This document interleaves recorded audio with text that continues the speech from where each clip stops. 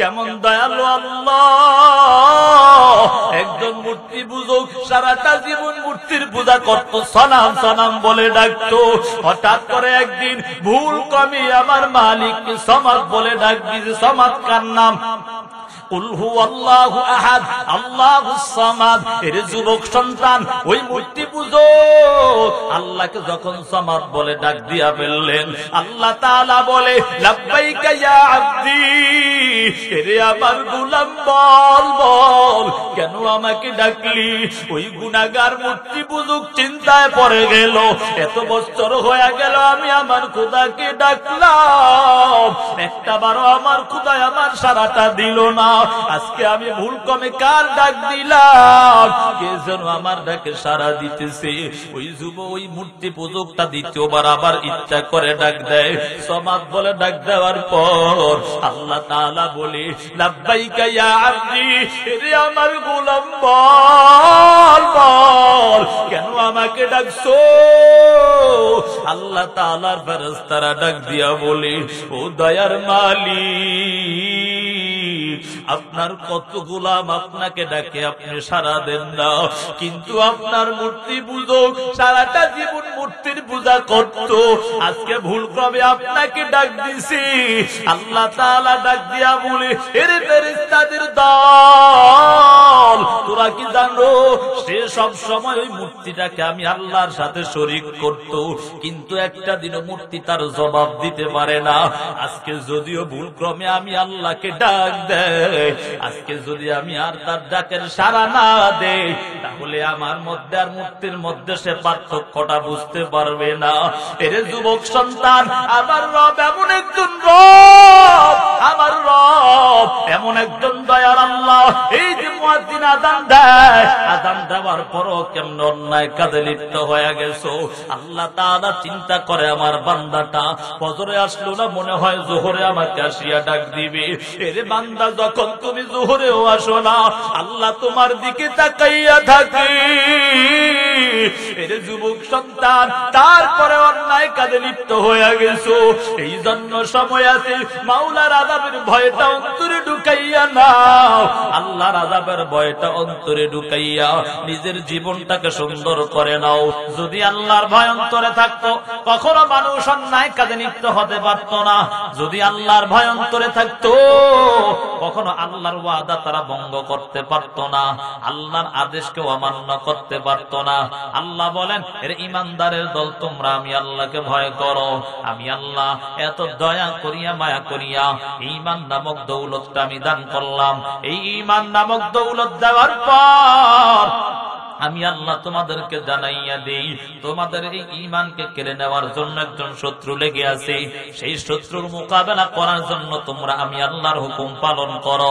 হে দুনিয়ার মানুষ, আজকে তাকাইয়া দেখো, আজকে দুনিয়ার মানুষগুলো দিনের অর্থাৎ দুনিয়ার মোহে পড়িয়া আমার মাওলাকে ভুলে গেল, একটা বারো চিন্তা করে নাই আমার রব আমার আল্লাহ এত আদর করিয়া, এত মায়া করিয়া, এত সুন্দর চেহারাটা দান করলেন আমার আল্লাহ, এত সুন্দর হাত পা গুলো আমার আল্লাহ দান করলেন, এত সুন্দর জিসিমটা আমার আল্লাহ দান করলেন, এত সুন্দর আলো বাতাস সব কিছু আমার আল্লাহ দান করলেন।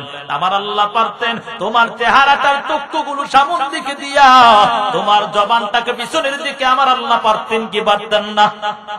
কথা কয় না। আমার আল্লাহ পারতেন তোমার একটা হাতকে পুঙ্গ বানাইয়া দিতে, আমার আল্লাহ পারতেন তোমার একটা পাকে অচল বানাইয়া দিতে, আমার আল্লাহ পারতেন তোমার অক্সিজেন বন্ধ করে দিতে, আমার আল্লাহ কিন্তু পারতেন সূর্যের আলো বন্ধ করে দিতে। আমার আল্লাহ কিছুই করে না। এত অন্যায় করতেছো এর যুবক সন্তান, এমন সন্তান আছে তাকাইয়া দেখো, আজকে সারাটা দিন একটা ওয়াক্ত নামাজ পড়ে না, আছে না নাই? তারপরও আমার আল্লাহ সূর্যের আলো বন্ধ করে দেয় নাই, তারপরও আমার আল্লাহ আলো বন্ধ করে দেয় নাই, আমার আল্লাহ বাতাস বন্ধ করে দেয় নাই, আমার আল্লাহ রিজিক বন্ধ করে দেয় নাই। আমার আল্লাহ এত দয়া করিয়া, এত মায়া করিয়া, আমার আল্লাহ এত দয়া মায়া করিয়া তোমার জন্য সূর্যের আলো আগের মতো রাখলো। আমার আল্লাহ এত দয়া করিয়া মায়া করিয়া তোমার জন্য সবকিছু আগের মতো রেখে দিল। তারপরও কেমন করে আমার মাওলার নাফরমানি করো? যখন অন্যায় কাজে লিপ্ত হও, আল্লাহ তাআলা বলেন ইয়া আইয়ুহাল ইনসান মা গররাকা বিরব্বিকাল কারীম। এর ইনসানের দল, তোমাদের রবের প্রতি তোমাদেরকে কোন জিনিস ধোঁকায় পালায় দিল? তোমাকে কোন এমপি বানায় না, কোন মন্ত্রী বানায় না, তোমার মা বাবা কেউ তোমাকে বানায় না, একমাত্র বানাইছেন কে? জোরে বলেন কে? আমার আল্লাহ বানানোর পর আল্লাহর কেমন ভাবে নাফরমানি করো। এর যুবক সন্তান, ও বৃদ্ধ বাবা, পর্দার আড়ালের মা গো, আপনার কাছে জানতে চাই, একটা প্রশ্নের জবাব দাও। কোন কর্মচারী যদি মালিকের কাজ না করে, মালিক তাকে বেতন দেয় না, কথা বলেন ঠিক নেই? এরে বাবা, যদি কাজ করে তাহলে মালিক তার বেতন দেয়। আমার রব এত সুন্দর করিয়া তোমাকে দুনিয়ার জমিনে পাঠাইলো, আজকে সেই রবকে কেমন করে ভুলে গেলা? সেই রবের আদর্শ, সেই রবকে কেমন করে ভুলিয়া নিজের জীবনটাকে ধ্বংস করে দিতেছো? আমার আল্লাহ ডাক দিয়া বলে, এরে ঈমানদারের দল, তোমাদেরকে ঈমান নামক দৌলত দিলাম, তোমরা এই ঈমান নামক দৌলতটা পাইয়া অন্যায় কাজে লিপ্ত হয়ে যাও না, ঈমানটাকে নষ্ট করে দিও না। এক নাম্বার ভয়, আমি আল্লাহর ভয় অন্তরে ঢুকাও। তাকাইয়া দেখো, ওই যে সাহাবায়ে কেরাম, তাদের মধ্যে 10 জন সাহাবী জান্নাতের টিকিট প্রাপ্ত সাহাবী, তাদের মধ্যে তারপর আল্লাহর ভয় বন্ধ নাই। আবু বকর কেমন ভাবে কান্না করতেন, সারাটা দিন রাত্র কান্না করতেন। মায়ার নবী তাকাইয়া দেখে আবু বকর নামাজের মধ্যেও দাঁড়ায় কান্না করে। মায়ার নবী তাকাইয়া দেখে নামাজ শেষ করিয়া হাতটা উঠাইয়া কান্না করে। আল্লাহর নবী ডাক দিয়া বলে, এরে আবু বকর, আমার আল্লাহ তোমাকে জান্নাতের টিকিট দিয়েছে, তারপরও এত কান্না কেন করো জানতে চাই? তুমি তো মরার পরেই জান্নাতে চলে যাইবা, কারণ আমার আল্লাহ তোমাকে দুনিয়াতেই জান্নাতের টিকিট দিয়েছে। আবু বকর কান্না জড়িত কণ্ঠে ডাক দিয়া বলে, ও পয়গম্বর, আল্লাহর জাত ও সিফাতের কসম, আমাকে যে আল্লাহ জান্নাতের টিকিট দিয়েছে, আমার প্রতি খুশি হইয়া আমার আল্লাহ আমাকে জান্নাতের টিকিট দিয়েছে, সেই আল্লাহ যদি আমার প্রতি রাগান্বিত হয়ে যায়, আর যদি আমার জান্নাতের টিকিটটা আবার নিয়ে যায়, তাহলে আমার জাহান্নাম ছাড়া উপায় নাই। খলিফাতুল মুসলিমিন ওমরও কান্না, যেই অর্ধ জাহানের শাসক ওমর, আনন্দ নাই। মুসলমানের আনন্দের দিন কয়টা? ধরে বলেন কয়টা? ঈদুল ফিতর আর ঈদুল আযহা, যেটাকে আমরা আমাদের ভাষায় বলি রমজানের ঈদ আর কোরবানির ঈদ। এই দুইটা ঈদের দিন আনন্দ উৎসব পালন করবে মুসলমানরা।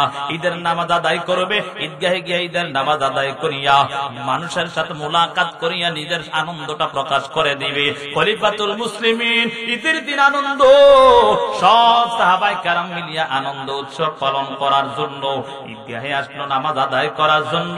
তাকাইয়া দেখে খলিফাতুল মুসলিমিন ওমরের কোনো খবর নাই। এরে বাবা বলেন তো, আপনাদের এলাকার যদি ঈদগাহে গিয়া তাকাইয়া দেখেন ইমাম সাহেব নাই, অবস্থাটা কেমন হবে? বুঝলেন কথা? আনন্দের জন্য ঈদের দিন তো মূল আনন্দ ঈদের নামাজ, কথা বলেন ঠিক নি? সেই নামাজে পড়ার জন্য ইমাম সাহেব নাই, অবস্থা কি ভালো থাকবে না খারাপ হবে? তাকাইয়া দেখে সাহাবায়ে কেরাম, তাকাইয়া দেখে খলিফাতুল মুসলিমিন ওমরের কোনো খবর নাই। ওমরের খবর না থাকার কারণে সবাই চিন্তিত হয়ে গেল, কারণ ওমরের মেজাজটা ঠান্ডা না গরম? কথা কয় না, ঠান্ডা না গরম? যেই ওমর মায়ার নবীর গর্দান আনতে গিয়া মুসলমান হয়ে গেলেন, মুসলমান হইয়া ডাক দিয়া বলে, কে আছো? তোমার স্বামীকে, তোমার স্ত্রীকে বিধবা বানাবে? কে আছো? তোমার সন্তানদেরকে এতিম বানাবে? আসো আমার সামনে এসে দাঁড়াও। মুসলমানের বিরুদ্ধে যদি কেউ কথা বলো, তাহলে তোমার গর্দানটা আমার হাত দ্বারা উড়াইয়া দিব। সেই ওমর তাকাইয়া দেখে ওমর ঈদগাহের মধ্যে নাই। সমস্ত সাহাবায়ে কেরাম চিন্তিত, সকলের মধ্যে একটা ভয়, ওমর কেন আজকে ঈদগাহের মধ্যে আসে না? কেন ওমর আজকে ঈদগাহের মধ্যে আসে না? কেন নামাজ আদায় করবো আমরা, কিভাবে নামাজ আদায় করব? এই চিন্তা করিয়া সবার মনের মধ্যে একটা ভয় ঢুকে গেল। সাহাবায়ে কেরামের মধ্যে একজন সাহাবী, বৃদ্ধ সাহাবী হযরত সালমান ফারসি রাদিয়াল্লাহু তাআলা আনহু, সালমান ফারসি রাদিয়াল্লাহু তাআলা আনহু মিলিয়া কয়েকজন সাহাবী মিলিয়া ওমরের ঘরের সামনে হাজির। ঘরের সামনে হাজির হওয়ার পর তাকাইয়া দেখে ঘরের থেকে কেমন যেন গুনগুন গুনগুন করে কান্নার আওয়াজ। ওমরের কান্না শুনিয়া সালমান ফারসি ডাক দিয়া বলে, রে ওমর, ও খলিফাতুল মুসলিমিন, আপনি কেন কান্না করেন? তার কারণটা কি একটু জানতে চাই। আজকে তো ঈদের দিন, আনন্দের দিন, সবাই আনন্দ উৎসব পালন করবে, আপনি কেন এমন ভাবে কান্না করেন? তার কারণটা জানতে চাই। খলিফাতুল মুসলিমিন ওমর ডাক দিয়া বলে, ও পয়গম্বরের সাহাবায়ে কেরাম শুনিয়া না, নাও, আমি যে ঈদের আনন্দ করব আমার মধ্যে তো আনন্দ নাই। বলে কেন আনন্দ নাই? বলে এক নাম্বার কারণ হলো আমি যে রমজানের রোজা রাখলাম সেই রোজা আমার কবুল হয়েছে কিনা আমার তো জানা নাই।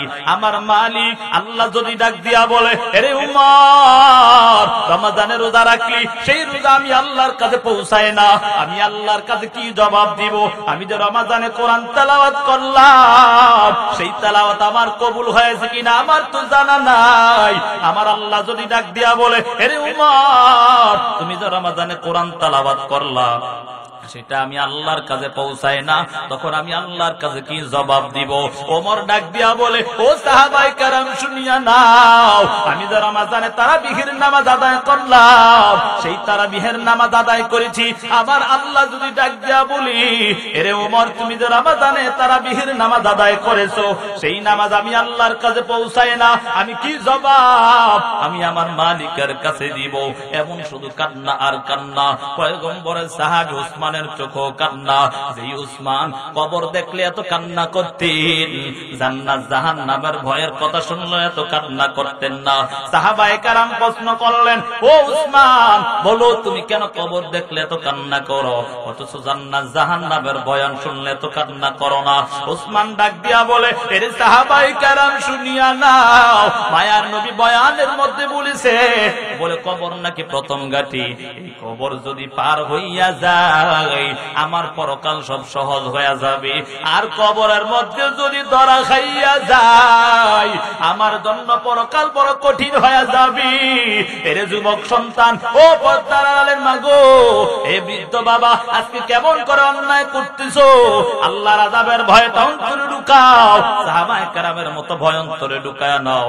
এরে বাবা যত বিপদের মধ্যেই পড়ো না কেন বিপদ থেকে হেফাজত করবে কি?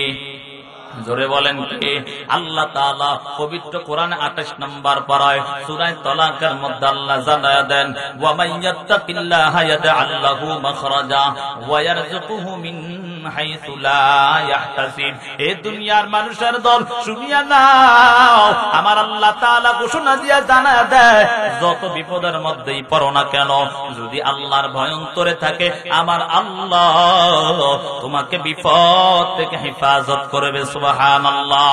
ওয়া ইয়ারযুকুহু মিন হাইসু লা ইয়াহতাসিব। আজকে বনি আদম গুনাহ করার জন্য, রিজিক অন্বেষণের জন্য গ্রামীণ ব্যাংকে দৌড়ায়, সোলামী ব্যাংকে দৌড়ায়, কত রকমের ব্যাংকে লোন আনার জন্য দৌড়ায়। আল্লাহ তাআলা বলে যদি আমি আল্লাহর ভয় অন্তরে ঢুকাইয়া নাও আমি আল্লাহ তোমাকে কোথা থেকে রিজিক দেব সেটা তুমিও টেরও পাইবা না। এরে বাবা আজকে কেমন করে আল্লাহর ভয় অন্তরে ঢুকাও না। আল্লাহর একজন বান্দা ছিল মদিনার জমিন থেকে 350 মাইল দূরত্বের রাস্তা। আল্লাহর বান্দা মনে মনে বড় আশা করে গেল যে আল্লাহর বান্দা মায়ার নবীর রওজা জিয়ারত করবে। মায়ার নবীর রওজা জিয়ারত করার জন্য সাওয়ারে নিয়ে তৈরি হয়ে গেলেন। সাওয়ারে নিয়ে কিছু দূর যাবার পর তাকাইয়া দেখে সন্ধ্যা গনিয়ে আসলো। আল্লাহর বান্দা মনে মনে চিন্তা আমি এখানে আমি সময়টা কাটাইয়া আবার যখন সকাল হয়ে যাবে আমি আমার মায়ার নবীর রওজা জিয়ারত করব। মায়ার নবীর রওজা জিয়ারতের জন্য তৈরি হয়ে যায়। চলতেছে চলতেছে পথের মধ্যে সন্ধ্যা গনিয়ে আসে। আল্লাহর নবীর সাহাবায়ে কেরামদের মধ্যে কেমন বয়স সেটা বোঝানোর জন্য বলতেছি রে বাবা। আল্লাহর বান্দা মনে আশা নিয়ে দৌড়ায়, যখন আরেকটু অগ্রসর হওয়ার পর তাকাইয়া দেখে সন্ধ্যা গনিয়ে আসলো। সাওয়ারিটা বাদিয়া একটু বিশ্রাম নেওয়ার জন্য চলে গেলেন। তাকাইয়া দেখে কিছুক্ষণ পর ওই আল্লাহর বান্দার সাওয়ারিটা ছুটিয়া আরেকজন আল্লাহর বান্দার ফসলি জমিটা নষ্ট করে ফেলল। আল্লাহর বান্দার ফসলি জমি নষ্ট করার কারণে ওই ফসল ওয়ালা আসিয়া তাকায়া দেখে তার ওই সাওয়ারি আসিয়া ফসলগুলো নষ্ট করে ফেলেছে। ফসলগুলো নষ্ট করার কারণে আল্লাহর বান্দা মুরব্বী লোকটা গিয়া তাড়াতাড়ি পাথর ডিল মারিয়া তাড়ানোর জন্য, ওই পাথর ডিল মারার কারণে ঘটনাক্রমে পাথরটা এমন ভাবে আঘাত লাগলো সাথে সাথে সাওয়ারিটা দুনিয়া থেকে বিদায় নিয়ে চলে গেল। মনের মধ্যে ভয়, আমি তো ইচ্ছা করে আঘাত করলাম না, আমি মাত্র তাড়ানোর জন্য একটু পাথর ডিল মারলাম, কিন্তু এমন ভাবে আঘাত লেগে গেল যার কারণে সাওয়ারিটা দুনিয়া থেকে বিদায় নিয়ে চলে গেল। মনের মধ্যে চিন্তা, হঠাৎ করে ওই সাওয়ারিওয়ালা তাকাইয়া দেখে তার সাওয়ারিটার পাশে নাই, না থাকার কারণে দৌড়ায় খুঁজতেছে, তাকাইয়া দেখে একজন বৃদ্ধ লোক ওই জমিনের মধ্যে দাঁড়ায় রয়েছে, আর সাওয়ারিটা ওই জমিনের নিচে শুয়ে রয়েছে।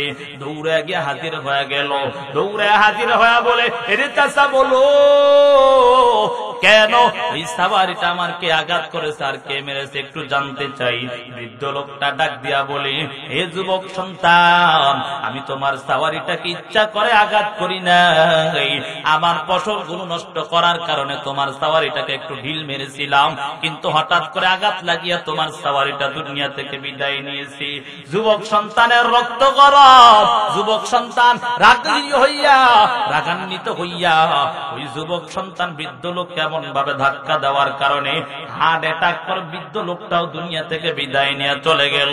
মনের মধ্যে ভয়, ওই সময়টা ছিল খলিফাতুল মুসলিমিন ওমরের শাসন আমল ছিল রে বাবা।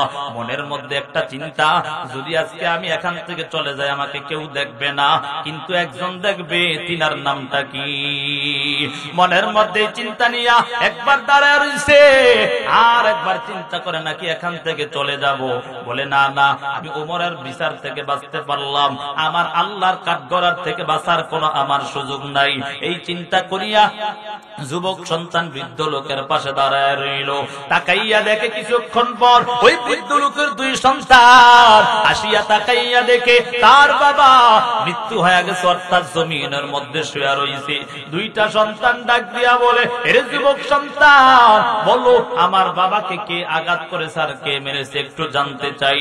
ওই যুবকদের কথা শুনিয়া যুবক সন্তান ডাক দিয়া বলে, আমি তোমার বাবাকে ইচ্ছা করে আঘাত করি নাই, রাগান্বিত হইয়া একটু ধাক্কা দেওয়ার কারণে দুনিয়া থেকে বিদায় নিয়ে চলে গেল। এই কথা শুনিয়া দুই সন্তান বলে, আমরা তোমাকে কেউ আঘাত করব না, আমরা সবাই ওমরের কাছে গিয়া নালিশ দিব।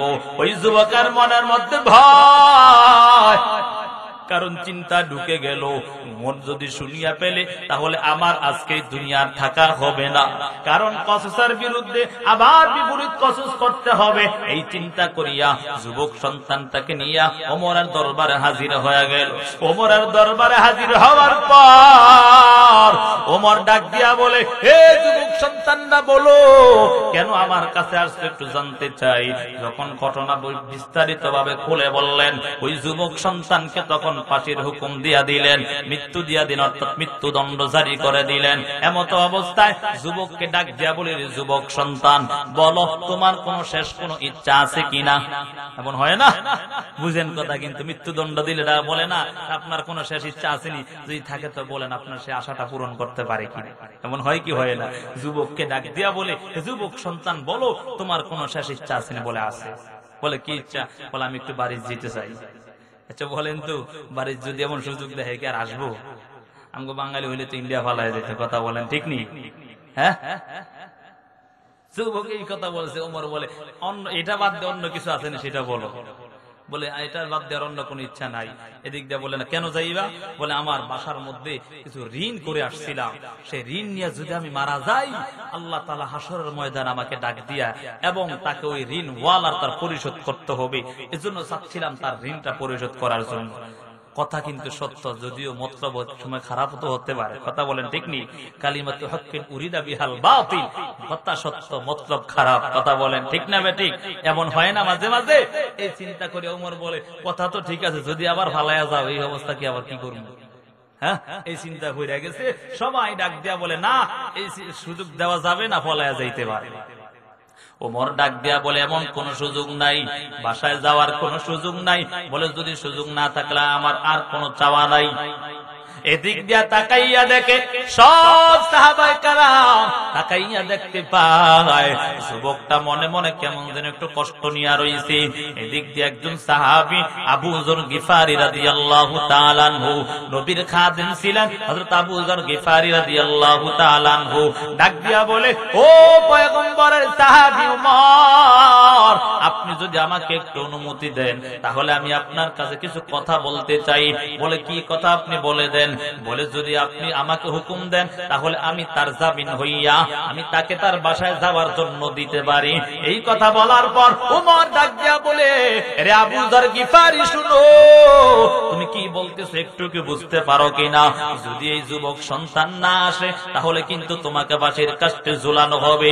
আবু যর গিফারি ডাক দিয়া বলে, ও খলিফাতুল মুসলিমিন ওমর, আপনি যাই বলেন না কেন আমি তার জামিন নিয়েছি, যদি না আসে আমার কোনো আফসোস নাই, তবে আমি আমার মাওলার কাছে গিয়া বলতে পারবো আমি আমার মুসলমান ভাইয়ের উপকার করে আসলাম। এই চিন্তা করিয়া আবু যর গিফারি রাদিয়াল্লাহু তাআলা আনহু যুবক সন্তানের জামিন হইয়া ঘোষণা দিয়া দিল, অমুক দিন অমুক তারিখে জুমার নামাজ আদায় করিয়া সবার সামনে তাকে ফাঁসির কাস্টে ঝুলানো হবে। আল্লাহর বান্দা যুবক সন্তান সাওয়ারি নিয়ে দৌড়ায়, দৌড়াইয়া গিয়া বাসায় চলে যায়। তাকাইয়া দেখে যখন আস্তে আস্তে করে সময় চলে আসলো, ফাঁসির সময় চলে আসলো, কিন্তু তাকায়া দেখে ওই যুবকের কোনো খবর নাই। এই না খবর থাকার কারণে মনের মধ্যে সবার চিন্তা, যেই উমরের এত কঠিন মন, আসাধ্য মন অর্থাৎ শক্ত মন ছিল, যেই উমরের মন সহসায় গলে না, সেই উমরও কেমন যেন চিন্তায় পড়ে গেল। এই যুবক সন্তান যদি না আসে, নবীর সাহাবী আবু যর গিফারিকে ফাঁসির কাস্টে ঝুলাইয়া দিতে হবে। মনের মধ্যে চিন্তা, সবাই চিন্তায় পড়ে গেল। তাকাইয়া দেখে ওই যুবক সন্তান আসে না। না আসার কারণে ওমর রাদিয়াল্লাহু তাআলা আনহু লোক পাঠায় দেয়, তাড়াতাড়ি যাও আবু যর গিফারির কাছে যাও, আবু যর গিফারিকে তাড়াতাড়ি নিয়ে আসো। কেন? আজকে জামিন হইছে, জন্য জামিনের সাজা ভোগ করতে হবে। আবু যর গিফারিকে হাতে ধরার জন্য যখন চলে গেল, আবু যর গিফারি ডাক দিয়া বলে, ও সাহাবায়ে কেরাম, না না, আমার হাত ধরার দরকার নাই, আমি নিজে গিয়া তাড়াতাড়ি ফাঁসির কাস্টে ঝুলে যাব। আবু যর গিফারি যখন দৌড়ায়, ওমর কেমন যেন কান্নার আওয়াজ, ওমর চোখ দিয়া পানি পড়তেছে, আর ডাক দিয়া বলে, এরে আবু যর, বলো কেন আজকে তুমি তার জামিন হইলা? আজকে জামিন হইয়া ওই যুবক সন্তানটা এখনো আসে না, যার কারণে তোমার ফাঁসির কাস্টে ঝুলতে হয়। এদিক দিয়া মক্কার জমিনে, মদিনার জমিনে সবাই কেমন যেন কান্নার রোল পড়ে গেল, সবাই চিন্তায় পড়ে গেল। হায় হায়, আজকে এই আবু যর গিফারিকে ফাঁসি দিয়া দিবে, এত একজন ভালো মানুষ ছিল। সবার মধ্যে কেমন যেন কান্না শুরু হয়ে গেল, সবাই কান্না করে। আবু যর কেমন যেন হাসি দেওয়ার কারণে সবাই ডাক দেয়া বলে, হে আবু যর গিফারি, বলো কেন তুমি হাসি দাও? সবাই কান্না করে, তুমি কেন হাসি দিতেছো? আবু যর গিফারি বলে, আমি তো মৃত্যুবরণ করি না, স্বয়ং আমি আমার জান্নাতে ঢুকতে চাই। আবু যর গিফারি এই কথা বলার পর সমস্ত সাহাবায়ে কেরাম আরো কান্না করে, চিন্তার মধ্যে পড়ে গেল। হায় হায়, আবু যর গিফারিকে কেমন করে ফাঁসি দেওয়া যায়? যে আবু যর গিফারি ছিল নবীর খাদেম ছিল, আবু যর গিফারিকে ফাঁসির কাস্টে ঝুলাবে, কে যেন তাকাইয়া দেখতে পায় ওই যে যুবক সন্তান দৌড়ায় আসতেছে। যুবক সন্তান দৌড়ায় আসার কারণে আবু যর গিফারি তাকাইয়া দেখতে পায় ওই যুবক সন্তান দৌড়ায় আসতেছে। একজন সাহাবী ওমরকে ডাক দিয়া বলে, ও খলিফাতুল মুসলিমিন, তাকাইয়া দেখেন, মনে হয় যুবক সন্তানটা আসতেছে। যুবক সন্তান আসিয়া খলিফাতুল মুসলিমিন উমরের পায়ে জড়াইয়া ধরে, ও খলিফাতুল মুসলিমিন, আমি আমার সময় মতো আসতে পারি না, এই জন্য আমাকে ক্ষমা করে দেন। ওই আবু যর গিফারির পায়ে জড়াইয়া ধরে কান্না করে, এরে আবু যর গিফারি, তুমি আমাকে এমন একটা বিপদ থেকে তুমি আমাকে সাহায্য করেছো, তুমি আমাকে ক্ষমা করে দাও, তোমার সম্মানটা নষ্ট হয়ে গেছে। আবু যর গিফারি, ওমর সবাই দেখিয়া যেই সাহাবায়ে কেরামরা আবু যর গিফারির জন্য কান্না করেছে, ওই সাহাবায়ে কেরামরা সবাই আবার এই যুবকের জন্য কান্না শুরু করে দিলেন। কি এমন একটা যুবক, যেই যুবক মৃত্যুর ভয় করে না, যেই যুবক মৃত্যুর প্রস্তুতি নিয়ে আবার বাসার থেকে চলে আসলো, এটা কেমন একটা যুবক?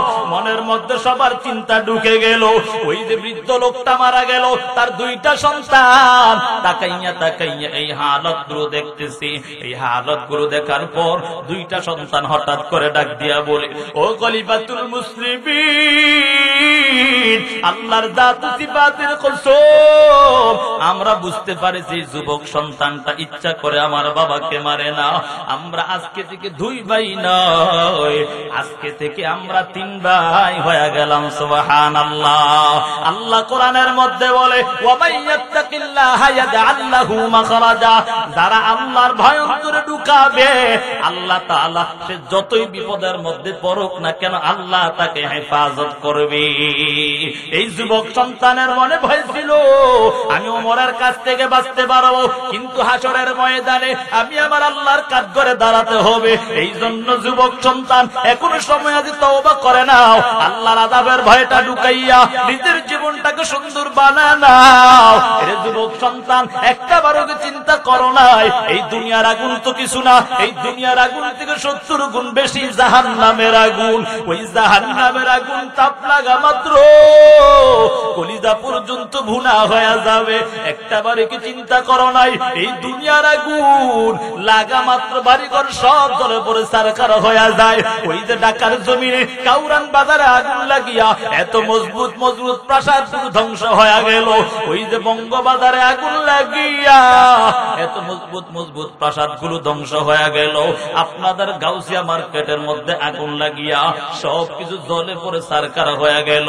গত 2-3 বছর আগে বরিশাল ভোলাগামী লঞ্চের মধ্যে আগুন লাগিয়া এত মজবুত মজবুত লোহা গুলো জলে পড়ে সারকার হয়ে গেল। এ যুবক সন্তান, এমন অবস্থা হয়ে গেল, মা সন্তানকে চিনতে পায় না, সন্তান মা বাবাকে চিনতে পায় না। এমন হালাত হয়ে গেল, স্বামী স্ত্রীকে চিনতে পায় না, স্ত্রী স্বামীকে চিনতে পায় না। এর যুবক সন্তান, যদি অন্যায় দিয়া আল্লাহর আযাব ভোগ করতে পারবা না, যদি অন্যায় দিয়া কবরে যাও, ওই কবরটা কত ভয়ঙ্কর জানো? মায়ার নবী হাদিসের মধ্যে বলেন, আল কবরু রাউযাতুম মির রিয়াজিল জান্নাহ, আবু হুফরাতুম মিন হুফারিন নার। যারা গুনাহগার বেঈমান হইয়া কবরে যায়, ওই কবরটা তাদের জন্য জাহান্নামের গর্ত। আর যারা নেককার হইয়া ভালো মানুষ হইয়া কবরে যাবে, তাদের জন্য কবরটা হবে জান্নাতের বাগান। এর যুবক সন্তান, এই জন্য সময় আছে, গুনাহ নিয়ে কবরে যাস না, মা বাবার অবাধ্য সন্তান হইয়া কবরে যাস না। অনেক যুবক সন্তান এমন আছে, মা বাবাকে কষ্ট দিয়া জীবনটা ধ্বংস করে দিয়েছে, আর ধ্বংস করিস না। এর যুবক সন্তান, আল্লাহর ভয়টা অন্তরে ঢুকাইয়া নাও। ওই মা বাবা যদি একটাবার বদদুয়া দিয়া দেয়, তোমার জীবনটা ধ্বংস হয়ে যাবে। এর যুবক সন্তান, এই জন্য সময় আছে, আল্লাহর ভয়টা অন্তরে ঢুকাইয়া নাও। গুনাহগার বেঈমান নাফরমান হইয়া যদি কবরে যাও, ওই কবরের 2 পাশের মাটির চাপ এক পাশের হাড়গুলো অপর পাশে ঢুকে যাবে। এমন চিল্লানোর আওয়াজ, চিল্লানোর আওয়াজ। ওই কবরের মধ্যে 70 থেকে 99টা সাপ, এমন বিদর সাপ জানো? ওই সাপ যদি হাদিসের মধ্যে আসছে, ওই সাপ যদি দুনিয়ার জমিনে একটাবার শ্বাস ফালাইতো, তাহলে কখনো কিয়ামত পর্যন্ত জমিনের মধ্যে গাছপালা তরুলতা জন্মাইতো না। এর যুবক সন্তান, এই জন্য সময় আছে, তওবা করে নাও। আল্লাহর আযাব সহ্য করতে পারবে না রে যুবক সন্তান। যদি গুনাহগার বেঈমান নাফরমান হইয়া কবরে যাও, ওই কবরের মধ্যে ওই সাপ যদি একবার দংশন করে, 70 গজ নিচে চলে যাইবা। যখন কবরে রাখা হবে, মুনকার নাকির প্রশ্ন করবে, রবের পরিচয় দাও, ধর্মের পরিচয় দাও, নবীর পরিচয় দাও। যদি গুনাহগার বেঈমান নাফরমান হইয়া কবরে যাও, ওই সময় শুধু বলবা, হা হা লা আদরি, আমি কিছুই জানি না, কিছুই জানি না। ওই আল্লাহ তাআলার ফেরেশতারা ডাক দিয়া বলবে, এর জাহান্নামী মিথ্যাবাদী, তাড়াতাড়ি জাহান্নামের পোশাক পরায়া দাও, জাহান্নামের বিছানা বিছাইয়া দাও। ওই বেনামাজি নাফরমানকে যখন কবরে রাখা হবে, ওই কবরের মধ্যে জাহান্নাম থেকে সুরঙ্গ রাস্তা করে দেওয়া হবে। ওই জাহান্নামের আগুনের তাপ, এমন তাপ শুরু হয়ে যাবে, সাথে সাথে কলিজা পর্যন্ত ভুনা ভুনা হয়ে যাবে। এমন পিপাসায় কাতর হইয়া আল্লাহকে ডাকবা, দয়ার মালিক, দয়ার আল্লাহ একটু পানি দাও, পানি দাও। আল্লাহ তোমার কোন ডাকেই শুনবে না। হাজার হাজার বছর ডাকার পর আল্লাহ তোমার কোন ডাকেই শুনবে না। আল্লাহ তাআলাকে এত বছর ডাকার পর আমার আল্লাহ আগুনের পাত্রের মধ্যে করিয়া রক্তপুঞ্জ পানি ঘামগুলোকে একত্রিত করিয়া যখন গুনাহগারকে দেওয়া হবে, ওই গুনাহগারটা আগুনের পাত্রটা নেওয়ার সাথে সাথে হাতের মধ্যে যত গোস্তগুলো খসে খসে জমিনের মধ্যে পড়ে যাবে। এত ভয়ঙ্কর অবস্থা হয়ে দাঁড়াবে। আল্লাহকে ডাকবা, ও দয়ার মালিক, ও দয়ার আল্লাহ, এত বছর হয়ে গেল আল্লাহ পানি পাইলাম না। ও দয়ার মালিক, এগুলা কি পানি দিলাও আল্লাহ? আল্লাহ তাআলা তোমার কোন ডাকেই শুনবে না। নিরুপায় হইয়া ওই রক্তপুঞ্জ পানি ঘামগুলোকে যখন চেহারার সামনে নেওয়া হয়, ওই চেহারার সামনে নেওয়ার পর চেহারার মধ্যে যত গোস্তগুলো খসে খসে জমিনের মধ্যে পড়ে যাবে। হাতের মধ্যে গোস্ত নাই, চেহারার মধ্যেও গোস্ত নাই। এর যুবক সন্তান কঙ্কালের মতো হয়ে যাইবা। আবার আল্লাহকে ডাকবা, ও দয়ার মালিক, ও দয়ার আল্লাহ, এগুলা কি পানি দিলা রে আল্লাহ? আল্লাহ তাআলা তোমার কোন ডাকেই শুনবে না। নিরুপায় হইয়া ওই রক্তপুঞ্জ পানিগুলোকে যখন মুখের মধ্যে দেওয়া হয়, মুখের মধ্যে দেওয়ার পর রে বাবা, ভিতরে যত নারী বুড়ি আছে পিছনের রাস্তা দিয়া বের হয়ে যাবে। এর যুবক সন্তান এখনো সময় আছে, তওবা করো। এর যুবক সন্তান যদি জাহান্নামী হইয়া কবরে যাও, এমন খাবার তোমাকে দেওয়া হবে, জাক্কুম বল দিবে।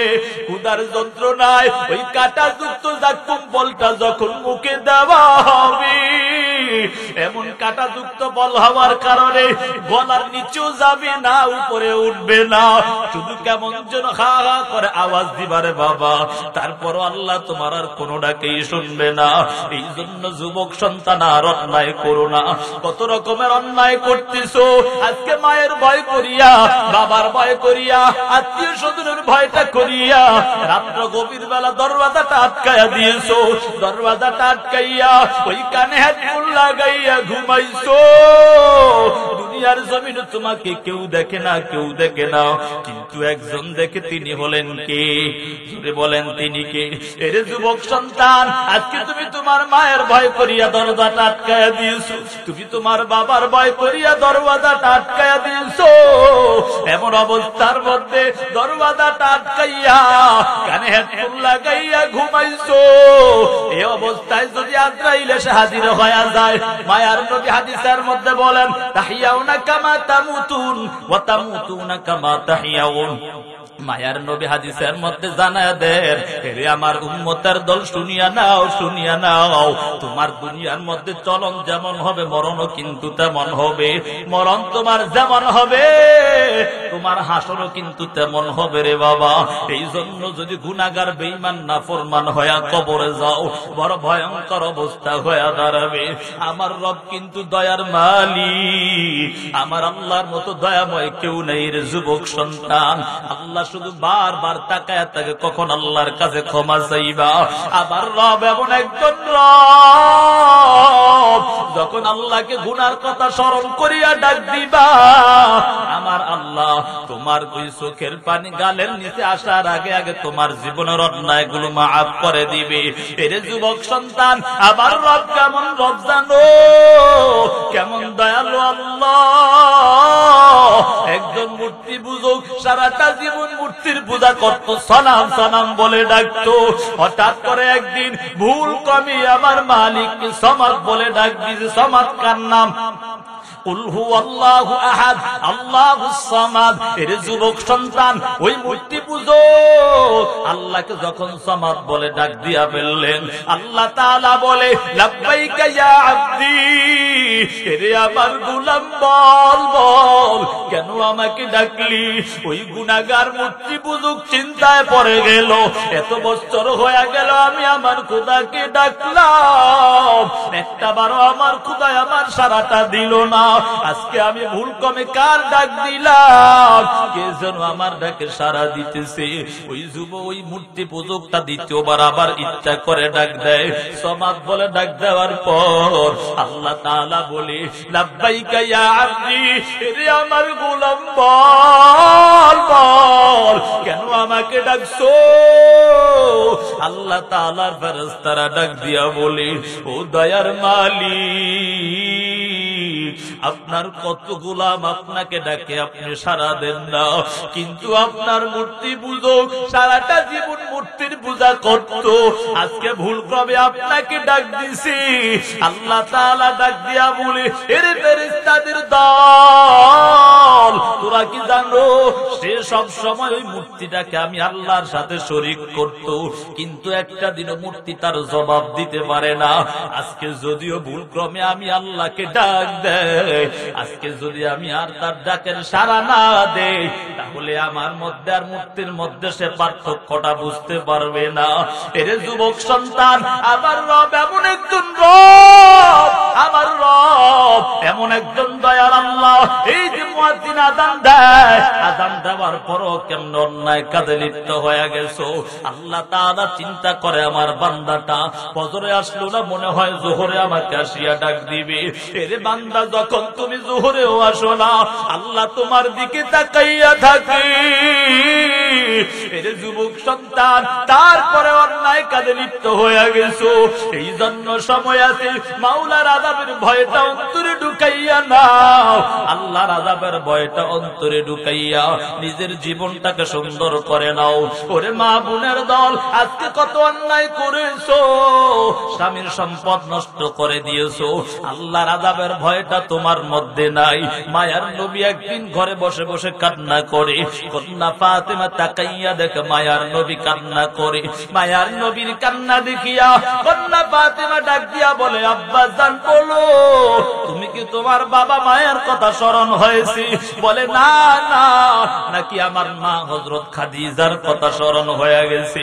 কারণ আপনার দুঃখের দিনের সাথী, আপনার দুঃখের দিনের সাথে ছিলেন আমার মা। যেই মা আপনি যখন গুহার মধ্যে আল্লাহর দিনে মগ্ন থাকতেন, ওই সময় আমার মা ওই যে মহিলা মানুষ নাস্তা বানাইয়া আপনার জন্য নিয়ে যাইতো। আজকে সেই মায়ের জন্য কি এমন ভাবে কান্না করেন? মায়ার নবী বলে, না না, নাকি আপনার আদরের দুই নাতি হাসান হুসাইনের জন্য কান্না করেন? বলে, না না, তাহলে আপনি কেন কান্না করেন? মায়ার নবী ডাক দিয়া বলে, ও কন্যা ফাতেমা, শুনিয়া নাও, আমি যখন আল্লাহর সাথে মুলাকাত করার জন্য যাই, আমার আল্লাহ জিবরাইল আমিনের মাধ্যমে আমাকে যখন সফর করালেন, আমাকে জান্নাত জাহান্নাম গুলো ভ্রমণ করালেন, আমি যখন জাহান্নামের কিনারা দিয়া যাই, আমি তাকাইয়া দেখি আমার অধিকাংশ নারী উম্মতের দলগুলো জাহান্নামে দেখা যায়। বলে, তাদেরকে এমন কয়েক রকম আযাব দিতে দেখলাম, একদল নারীদেরকে আমি তাকাইয়া দেখলাম, তাদের চুলগুলোকে ঝুলাইয়া ওই এমন ভাবে জাহান্নামের আগুনের উপর তাপ দিতেছে, জাহান্নামের আগুনের তাপে তাদের শরীর থেকে গোশতগুলো খসে খসে পড়ে যাচ্ছে, এমন ভয়ঙ্কর অবস্থা, মাথার মগজগুলো টাস টাস টাস টাস করে বেটে যাচ্ছে। কন্যা ফাতেমা ডাক দিয়া বলে, ও পয়গম্বর, তাদের এই আযাবটা হওয়ার কারণটা কি? মায়ার নবী ডাক দিয়া বলে, রে কন্যা, শুনিয়া নাও, তারা দুনিয়ার জমিনে থাকা অবস্থায় চুলগুলোকে ডাকিয়া চলতো না, পরপুরুষের সামনে চলাফেরা করতো, আবাদে চলাফেরা করতো, যার কারণে আমার আল্লাহ তাদেরকে আযাব দান করেছে। মায়ার নবী ডাক দিয়া বলে, আরেকজন নারীদেরকে আমি তাকাইয়া দেখলাম, যাদের জিহ্বার মধ্যে আগুনের বর্ষি লাগাইয়া তাদেরকে এমন ভাবে ওই জাহান্নামের উপর ঝুলাইয়া রাখা হয়েছে। এরে বাবা, বলেন তো, শরীরের মধ্যে এমন একটা অংশ আছে যার হাড় নাই, এই অংশটার নাম কি? জিহ্বা। যেই জিহ্বার মধ্যে মাঝে মাঝে যদি একটু চাবানি পরে কত রকমের কষ্টই না হয় রে বাবা, ঠিক মতো খাবারও খাওয়া যায় না, মুখের মধ্যে স্বাদ পাওয়া যায় না। ওই জবানের মধ্যে আগুনের বর্ষি লাগাইয়া আমার মালিক আল্লাহ তাআলা যখন ওই জাহান্নামী নারীদেরকে এমন ভাবে ঝুলায় রাখা হয়েছে, মায়ার নবী এই কথা বলার পর কন্যা ফাতেমা ফাতেমা ডাক দিয়া বলে, ও পয়গম্বর, তাদেরকে আযাবটা হওয়ার কারণটা কি? মায়ার নবী ডাক দিয়া বলে, তারা দুনিয়ার জমিনে থাকা অবস্থায় তারা তাদের জবানকে হিফাজত করত না। এই জবান দ্বারা মানুষের গীবত শিকায়াতে লিপ্ত থাকতো, এই জবান দ্বারা স্বামীকে কষ্ট দিত, এই জবান দ্বারা নাশুকরি করত। দেখবেন অনেক মা বোন এমন আছে, যত দেয় তারপরে বলে তোর ঘরে আসিয়া কিছুই পাইলাম না। কথা বলেন, এমন আসেনি? এই সমাজে এমন নাই, বুঝেন নাই কথা মনে হয়। কিছু কিছু মা বোন দেখবেন যত আপনি দিবেন, ওই দেখো না ওই তোমার ভাইয়ের ঘরে কত কিছু অভাব নাই। এমন আসেনি সমাজে? কথা বলেন, এমন আছে না? এই সমাজে গুলা নাই মনে হয় নাকি? তোর গোলামের হুত তোর ঘরে আইসা কিছুই পাইলাম না, ঠিক আছে বলে তোর ঘরে আইসা কি কিছুই পাইলাম না, অথচ কি হইলো? সারাটা জীবন সে দিয়ে আসছে যতটুকু পারছে। কথা বলেন ঠিক নি? এমন নাশুকরি মা বোন আসেনি এলাকায়? আছে? থাকলো আল্লাহ ভালো বানায় দেখ সকলে বলে আমিন। হাদিসের মধ্যে আসছে, মায়ার নবী ডাক দিয়া বলে, ও কন্যা ফাতেমা শুনিয়া নাও, আমি তাকাইয়া দেখলাম ওই সমস্ত নারীদেরকে জিহ্বার মধ্যে আগুনের বর্ষি লাগাইয়া তাদেরকে ওই আগুনের উপর ঝুলায় রাখা হয়েছে। মায়ার নবী ডাক দিয়া বলে, এই কন্যা শুনিয়া নাও, তাদের এই আযাবটা হওয়ার কারণটা হলো তারা জবান দ্বারা স্বামীকে কষ্ট দিত, এই জবান দ্বারা মানুষের গীবত শিকায়াতে লিপ্ত থাকতো, এই জবান দ্বারা নাশুকরি করত, এই জন্য আমার আল্লাহ তাদেরকে আযাব দিয়েছে। মায়ার নবী হাদিসের মধ্যে বলেন, ক্বালান নবী সাল্লাল্লাহু আলাইহি ওয়া আলিহি ওয়া সাল্লাম, মান ইয়াযমান লি মা বাইনা লিহিয়াইহি ওয়া মা বাইনা রিজলাইহি আযমানা লাহুল জান্নাহ। মায়ার নবী হাদিসের মধ্যে বলে, যারা দুই চোয়ালের মধ্যবর্তী স্থান জবানকে যারা হিফাজত করবে, দুই ওলুর মধ্যবর্তী স্থান যারা লজ্জাস্থানকে হিফাজত করবে, আমার নবী নিজেই জান্নাতে যাওয়ার জিম্মাদার হয়ে যাবে। সুবহানাল্লাহ। এই জন্য জবানকে হিফাজত করো। এই জবান দ্বারা কারো গীবত শিকায়াত করা যাবে না, এই জবান দ্বারা মানুষকে গালি দেওয়া যাবে না, এই জবান দ্বারা নাশুকরি করা যাবে না, এই জবান দ্বারা মানুষের গীবত করিয়া কত রকম কষ্টই না মানুষকে দিয়েছো। এই জন্য আর এই জবান দ্বারা কাউকে গীবত শিকায়াত করা যাবে না। মায়ার নবী ডাক দিয়া বলে, রে কন্যা শুনিয়া নাও, আমি আরেকদল নারীদেরকে তাকাইয়া দেখলাম তাদের হাতগুলো কপালের সাথে বাঁধিয়া তাদের পা গুলোকে উরুর সাথে এভাবে পাথরের সাথে দিয়া ওই আগুনের উপরে ভাবে ঝুলাইয়া রাখা হয়েছে। কন্যা ডাক দিয়া বলে, পয়গম্বর, তাদের এই আযাবটা হওয়ার কারণটা কি? তাদের এই আযাবটা হওয়ার কারণটা কি? ওই মায়ার নবী ডাক দিয়া বলে, রে কন্যা শুনিয়া নাও, তারা দুনিয়ার জমিনে থাকা অবস্থায়, বৈধ স্বামী স্ত্রী থাকা অবস্থায় তারপরও পরকীয়ার মধ্যে লিপ্ত হয়ে গেছে, অন্যায় কাজে লিপ্ত হয়ে গেছে, এই জন্য আমার আল্লাহ আযাব দিয়েছে। এর মা বোনের দল, আজকে তাকাইয়া দেখো কত স্বামীরা প্রবাসে থাকে, কত রকম কষ্ট করিয়াই না রে বাবা, জীবনটা কত কষ্ট করিয়া করিয়া। এমন অনেক প্রবাসী আছে সারাটা দিন ঠিক মতো খাবারও পায় না, তারপরেও কষ্ট করিয়া করিয়া মাসকে মাস কাজ করিয়া তোমার ঘরে তোমাকে সবাইকে হাসি ফোটানোর জন্য এত কষ্ট করিয়া করিয়া জীবনটা শেষ করে ফেলেছে। আজকে কেমন করে সেই স্বামীর সম্পদ গুলো নষ্ট করে দিয়েছো। সাবধান হয়ে যাও, আল্লাহর আযাবের ভয় অন্তরে ঢুকাও। মায়ার নবী হাদিসের মধ্যে বলেন, অপর রিওয়ায়াতে আছে, কেউ যদি কোনো পুরুষ যদি অন্যায় কাজে লিপ্ত হয়ে যায়, তাহলে ওই নারীদের মতো তাদেরকে আযাবের মধ্যে পতিত করা হবে।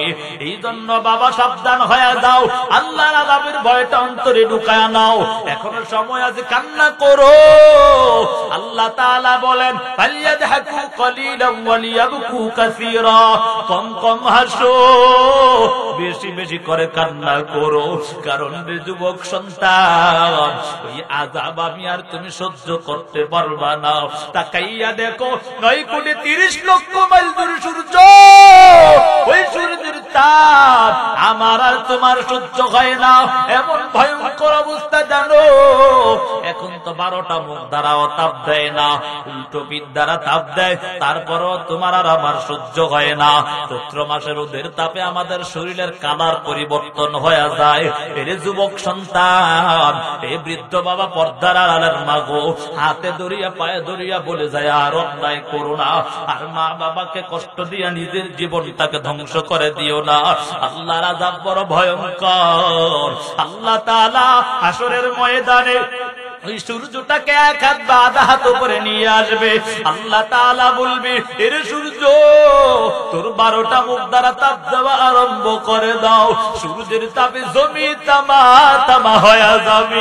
এমন ভয়ঙ্কর অবস্থা জানো, যারা গুনাহগার বেঈমান নাফরমান হবে শুধু চিল্লাবে, ও আল্লাহ বিচারের কাজটা শেষ করে দেন।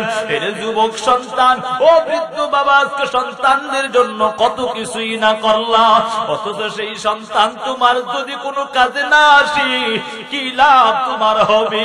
আল্লাহ তাআলা কোরআনের মধ্যে বলেন, ইয়াউমা ইয়াফিরুল মারউ মিন আখিহি ওয়া উম্মিহি ওয়া আবিহি ওয়া সাহিবাতিহি ওয়া বানি। এর দুনিয়ার মানুষের দল ওই হাসরের ময়দানে একটা নেকির জন্য ভাই ভাইকে পরিচয় দিবে না, সন্তান মা বাবাকে পরিচয় দিবে না, মা বাবা সন্তানকে পরিচয় দিবে না। এমন ভয়ঙ্কর অবস্থা জানুর যুবক সন্তান, এমন ভয়ঙ্কর অবস্থা হয়ে দাঁড়াবে। এই জন্য যুবক সন্তান, এখনো সময় আছে, আল্লাহর কাছে তওবা করো, নিজের জীবনটাকে সুন্দর বানায় নাও। ওই জাহান্নামের আযাব আমি আর তুমি কেউ সহ্য করতে পারবো না। জাহান্নামের আগুনের তাপ লাগা মাত্র কলিজা পর্যন্ত ভুনা ভুনা হয়ে যাবে। এমন ভয়ঙ্কর অবস্থা জানো, আল্লাহ তাআলা হাসরের ময়দানে ডাক দিয়া বলবে, ওয়ান্তাজুল ইয়াউমা আইয়ুহাল মুজরিমুন। এর গুনাহগারের দল, নেককারদের থেকে আলাদা হয়ে যাও, নেককারদের থেকে আলাদা হয়ে যাও। আল্লাহ তাআলা তাকাইয়া দেখবে ওই জাহান্নাম কেমন যেন গর্জন দিতেছে। আল্লাহ তাআলা বলবে, এর জাহান্নাম ধৈর্য ধর, তারপরও কেমন যেন জাহান্নাম গর্জন দিতে থাকবে। আল্লাহ তাআলা 70,000 শিকল লাগাইয়া ওই জাহান্নামকে পিছনের দিকে টানা ঘাসরা আরম্ভ করে দিবে। কোন কোন riwayate আছে রে বাবা, এক একটা প্রত্যেকটা 70,000 আংটা, এক একটা আংটার মধ্যে 70,000 করে ফেরেশতা দিয়া এমন ভাবে যখন টানা হাসরা পিছনের দিকে আরম্ভ করে দিবে, তারপরেও ওই জাহান্নাম ধৈর্য ধরবে না। জাহান্নাম কেমন যেন বিকট আওয়াজ,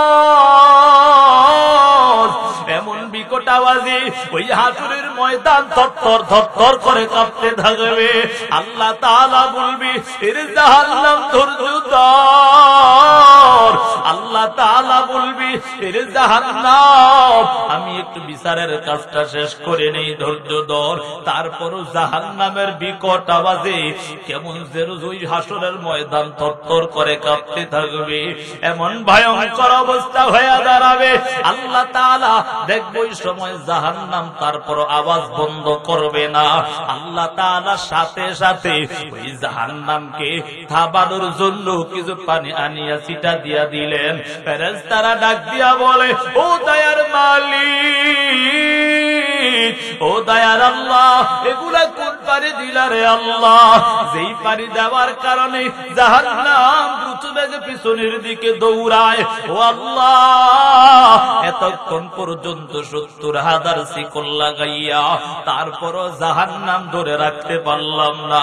এগুলা কোন নদীর পানি নাকি কোন ঝমঝমের পানিও নাকি, না কোন সাগরের পানি আল্লাহ, নাকি হাউজে কাউসারের পানি। আল্লাহ তাআলা বলবে, ও ফেরেশতাদের দল, এগুলা কোন ঝমঝমের পানিও না, কোন সাগরের পানিও না, কোন নদীর পানিও না, হাউজে কাউসারের পানিও না। এগুলা হলো আমার কিছু গুনাহগার গোলাম, তার গুনার কথা স্মরণ করিয়া আমি আল্লাহর কাছে কান্না করেছে।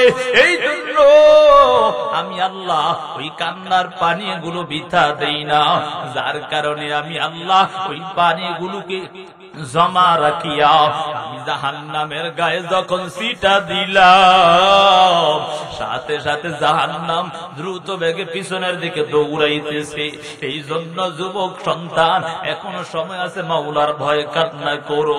গভীর রাতে উঠিয়া মাওলার কাছে কান্না করো। ও দয়ার মালিক, ও দয়ার আল্লাহ, জীবনে কত রকম অন্যায় করলাম, আর অন্যায় করব না। ও দয়ার মালিক, জীবনে অন্যায় করিয়া করিয়া জীবনটাকে ধ্বংস করে দিলাম। এরে বাবা, আমার রব কেমন দয়ার আল্লাহ জানো রে বাবা। বুখারী মুসলিম শরীফের মধ্যে হাদিসটা আছে রে বাবা। একজন আল্লাহর বান্দা সারাটা জীবন গুনার কাজে লিপ্ত হয়ে গেল, গুনার কাজে লিপ্ত হয়ে গেল।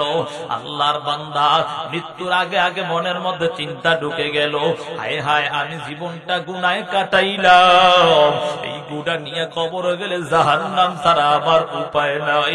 আল্লাহর বান্দা চিন্তায় পড়ে গেল। আদরের সন্তানদেরকে ডাক দিয়া বলে, এর সন্তানের দল, আমি তোমাদেরকে একটু ওসিয়ত করে যাই। সেই ওসিয়তটা হলো তোমার আমার, এই ওসিয়তটা হলো তোমাদের কাছে। আমার ওসিয়তটা হলো, তোমরা আমাকে যখন দুনিয়া থেকে বিদায় নিব, দুনিয়া থেকে বিদায় নেওয়ার পর আমার লাশটাকে তোমরা মাটিতে দাফন করবা না, তোমরা আমাকে আগুনের মধ্যে পুরাইয়া আমার দাফন, আমার লাশটা আগুনের মধ্যে পুরাইয়া আমার ছাইগুলো কিছু সাগরের মধ্যে ফালাইয়া দিবা, আর কিছু ছাই বাতাসের মধ্যে উড়াইয়া দিবা। আল্লাহর বান্দা যখন দুনিয়া থেকে বিদায় নিয়েছি, সন্তানরা বাবার ওসিয়ত পুরা করার জন্য ওই আগুনের মধ্যে পোড়াইয়া ওই আল্লাহর বান্দার কিছু ছাই ওই সমুদ্রের মধ্যে ছেড়ে দিলেন, আর কিছু ছাই ওই এমন ভাবে বাতাসের মধ্যে ছেড়ে দিলেন। আল্লাহ তাআলা ওই বান্দাকে ডাক দিয়া বলে, হে আমার বান্দা, বলো কেন তুমি এই কাজটা করেছো? তুমি তো চিন্তা করেছিলা আমি তোমাকে এমন ভাবে আগের মতো করতে পারবো না। এরে বাবা বলেন তো, আমরা দুনিয়ায় আসার আগে আমরা এমন মানুষ ছিলাম নাকি? তবে বানাইছে কে? জোরে বলেন, বানাইছে কে? আবার আল্লাহ বানাইতে পারে কি পারে না? আল্লাহ তাআলা ওই বান্দাকে ডাক দিয়া বলি, হে আমার গোলাম, বলো কেন তুমি এই কাজটা করেছো? এখন তো তুমি আমার কাছ থেকে পার পাইতা না। আল্লাহর বান্দা ডাক দিয়া বলি, ও দয়ার মালিক, ও দয়ার আল্লাহ, আমি জীবনে চিন্তা করিয়া দেখলাম আমার জীবনে আমার গুনাহ ছাড়া আর কোনো নেক কাজ নাই। আমি যদি এই গুনাহ নিয়ে কবরে যাই, আমার জাহান্নাম ছাড়া উপায় নাই। ও দয়ার মালিক, আমার তো জানা নাই আমি যে আপনার কাছে আবার এভাবে ধরা খেয়ে যাব। আল্লাহ তাআলা ডাক দিয়া বলে, রে আমার গোলাম, আমি বুঝতে পারিছি তুই আমার আযাবের ভয় করিয়া আজকে তোর সন্তানদেরকে ওসিয়ত করে গেলি। রে আমার গোলাম, শুনিয়া রাখ, আমি এমন একজন দয়ার মালিক, জীবনে যত অন্যায় করবি আমি আল্লাহ তোর অন্যায়ের দিকে একটা বারও তাকাবো না। আমি আল্লাহ যদি একটা বার আমি আল্লাহর কাছে কান্না করে বলো, ও দয়ার মালিক, জীবনে কত অন্যায় করেছি আর অন্যায় করব না। ও দয়ার আল্লাহ, জীবনটা গুনায় গুনায় কাটাইলাম। এরে যুবক সন্তান, কত রকমের অন্যায় কাজে লিপ্ত হয়ে গেছো, আর অন্যায় করো না। কারণ আল্লাহর রহমত থেকে নিরাশ হওয়ার সুযোগ নাই। আল্লাহর কাছে কান্না করো। আল্লাহ বলে, লা তাকনাতু মির রাহমাতিল্লাহ, ইন্নাল্লাহা ইয়াগফিরুয যুনুবা জামিআ, ইন্নাহু হুয়াল গফুরুর রহিম। আল্লাহ তাআলা ডাক দিয়া বলে, রে আমার গোলামের দল, শুনিয়া রাখ, আমি আল্লাহর রহমত থেকে নিরাশ হওয়ার সুযোগ নাই। আমি আল্লাহ এমন একজন রব, তুমি গুনাহ করিয়া যদি আমি আল্লাহকে একটা বার ডাক দাও, আমি আল্লাহ তোমার জীবনের অন্যায়গুলো ক্ষমা করে দিব। এই জন্য আল্লাহ বলেন, ইয়া আইয়ুহাল্লাযীনা আমানু তুবু ইলাল্লাহ তাওবাতান নাসুহা আসা রাব্বুকুম আইয়ুকাফিরা আনকুম সাইয়্যাতিকুম ওয়া ইউদখিলাকুম জান্নাতিন তাজরি মিন তাহতিহাল আনহার। এরে ঈমানদারের দল, তওবা করো, আন্তরিকতার সাথে তওবা করে নাও। ও দয়ার মালিক, আর জীবনে অন্যায় করব না।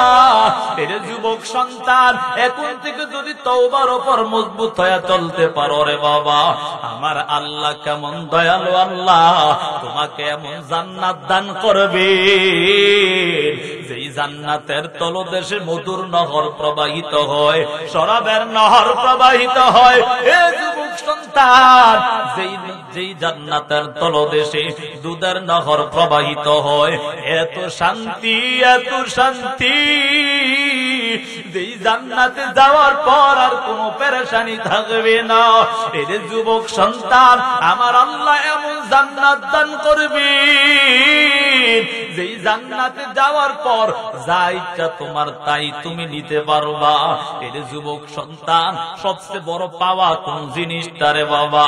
আল্লাহ তাআলার জান্নাতে যাওয়ার পর ওই সময় যখন আল্লাহ সব দিয়া দিবে, এমন অবস্থার মধ্যে সব জান্নাতীদের মধ্যে একটা পেরেশানি ভাব থাকবে।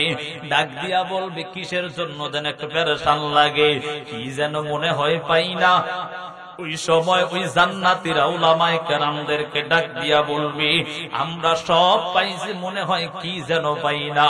এই কথা বলার পর ওই জান্নাতীরা ওই সময় বলবে, আমরা সব পাইছি, যেটা পাই না সেটা হলো আমার মাওলার দিদার। এই জন্য যুবক সন্তান, ওই জান্নাতের মধ্যে আমার আল্লাহর মুলাকাত যখন হয়ে যাবে, এর থেকে আর শান্তি কিছুই নাই। এই জন্য যুবক সন্তান, আর অন্যায় করু না, আর নিজের চেহারাটাকে নষ্ট করে দিস না, আর অন্যায় করিয়া করিয়া জাহান্নামের আযাব নিজের উপর ওয়াজিব করে দিস না। কারণ গুনাহ করিয়া করিয়া নিজের উপর জুলুম করে দিবা, কারণ জাহান্নামের আগুন কিন্তু তোমার এই ভোগ করতে হবে। এই জন্য যুবক সন্তান, আল্লাহর আযাবের ভয়টা করিয়া নিজের জীবনটাকে সুন্দর বানায় নাও।